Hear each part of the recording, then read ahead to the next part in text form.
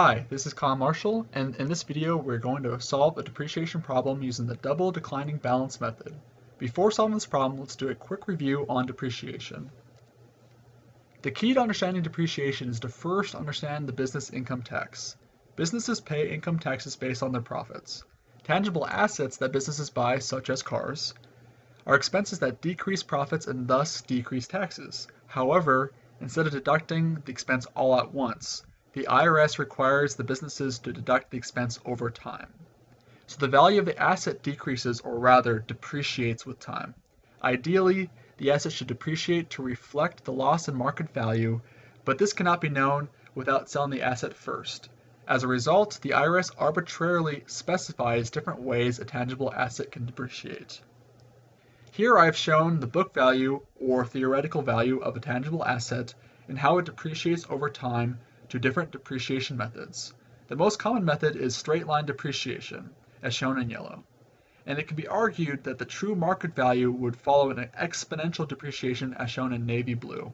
The problem we're going to solve is somewhere in between these two extremes and is called the double declining balance method, which is shown in green. So how is depreciation calculated in this method?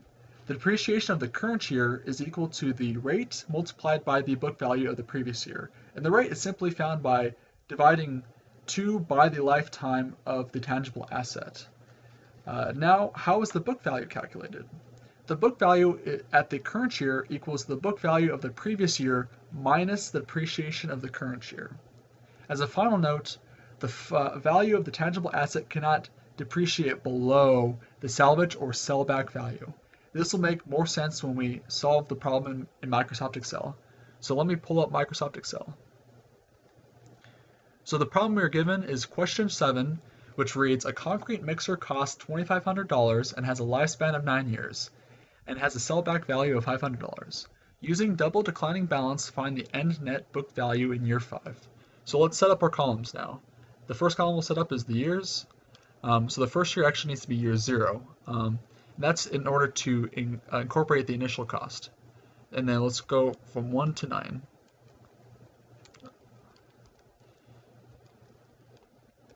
Okay, so the next column, let's calculate rate. We'll skip year 0 since there's no depreciation. So the rate in year 1 is going to be 2 divided by the lifetime, which is 9. And this is actually going to be the same for every single year. So just drag this down.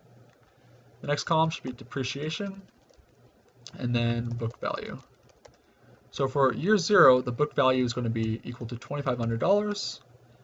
Great. So now let's calculate the depreciation of the first year. The depreciation again is equal to the rate times the book value of the previous year. And that comes out to be $555 and change. Now the book value of year 1 is going to be equal to the previous year's book value minus the depreciation of the current year. Let's drag this down since each year is going to be the same on how the depreciation book value is going to be calculated. But note though, at year 7, the book value is less than the sellback value. And we said before that this cannot happen. So let's delete these last 3 rows. So the depreciation in year 7 can only be equal to the book value of the previous year minus the sellback value, which comes out to be $53. And again, the book value is calculated the same way, so we'll drag that down. So you can see in years 8 and 9, the depreciation is actually going to be $0. So the final answer to this question is going to be the book value at year 5 is $711. So let's highlight this. Okay. Oop. There we go. Now, depreciation can also be calculated directly using Excel. So if you type in DDB, which stands for declining double balance, if you input the cost, the salvage value, the lifetime, and then you click on the year, and let's drag this all the way down to year 9.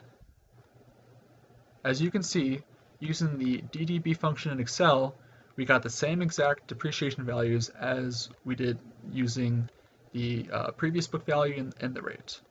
Anyway, I hope this helps, and thank you for listening.